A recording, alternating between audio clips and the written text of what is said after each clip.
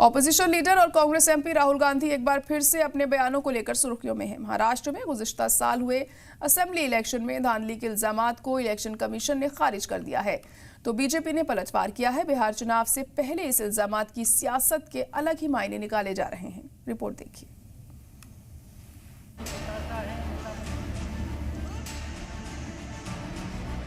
अब आप इससे इत्तेफाक तो नहीं कह सकते। असेंबली इलेक्शन इस साल बिहार में होने वाले हैं और राहुल गांधी ने बीते साल हुए महाराष्ट्र इलेक्शन में धांधली का इल्जाम लगाया है।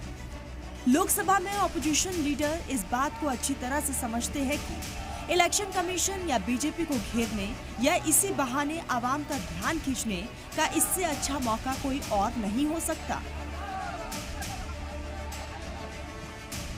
राहुल गांधी ने इलेक्शन कमीशन को लेकर पहली बार सवाल नहीं उठाए हैं।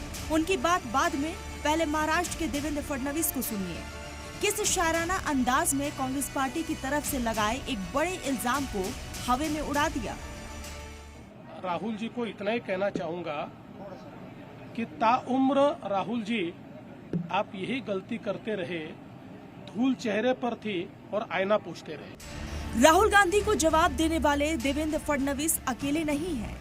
उनसे पहले इलेक्शन कमीशन ने उनके बयान पर ऐतराज जाहिर किया है। इलेक्शन कमीशन ने कहा कि वोटर्स के किसी भी मुखालिफ फैसले के बाद मैच फिक्सिंग का इल्जाम लगाकर इलेक्शन कमीशन को बदनाम करने की कोशिश करना पूरी तरह से बेतुका है। दरअसल राहुल गांधी ने महाराष्ट्र असेंबली इलेक्शन को सीधे सीधे मैच फिक्सिंग करार दे दिया। इल्जामात लगाया है कि 2024 के महाराष्ट्र असेंबली इलेक्शन में धांधली इतने निचले लेवल पर पहुंच गई कि इसका इम्कान लगाना मुश्किल है। राहुल गांधी के मुताबिक मैच फिक्स करने वाली टीम मैच तो जीत सकती है, लेकिन इससे जुड़ी तंजीमों में भरोसा हमेशा के लिए खत्म हो जाता है। राहुल गांधी आगे बढ़े और इल्जाम लगाया कि इलेक्शन में मैच फिक्सिंग किसी भी जमहूरियत के लिए जहर की तरह है। ऐसा नहीं है कि राहुल गांधी ने इल्जाम लगाया और चुप बैठ गए। उनकी पार्टी के लीडर मीडिया के सामने आए और इलेक्शन कमीशन के साथ बीजेपी को भी कटघरे में खड़ा कर दिया। ये छुपाने का काम किया और ये फुटेजेस हमको नहीं दिए, जो हमारा अधिकार था।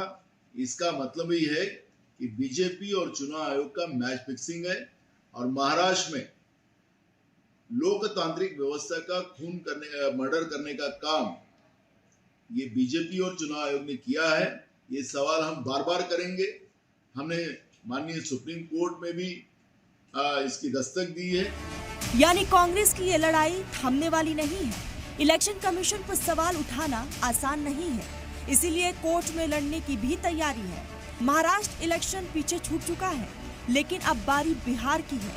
एक तरफ बीजेपी इत्तेहाद है, तो दूसरी तरफ ऑपोजिशन के मजबूत लीडर तेजस्वी यादव की क़यादत वाला इत्तेहाद है। यानी स्ट्रैटेजी सटीक हो तो महाराष्ट्र का बदला बिहार में लिया जा सकता है। ब्यूरो रिपोर्ट, सलाम टीवी।